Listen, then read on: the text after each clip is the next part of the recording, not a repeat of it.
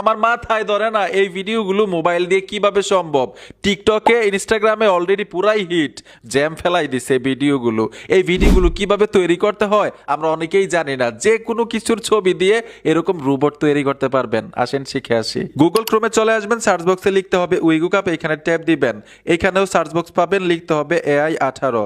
আমি AI18 লিখে search করব।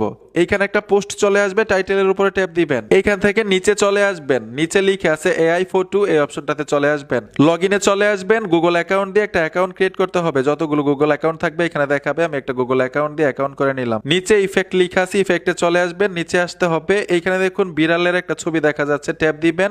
এখানে আপলোড দেখা যাচ্ছে, যেই ছবিটা দিয়ে আপনি রোবট তৈরি করতে চাচ্ছেন ছবিটা দিতে হবে।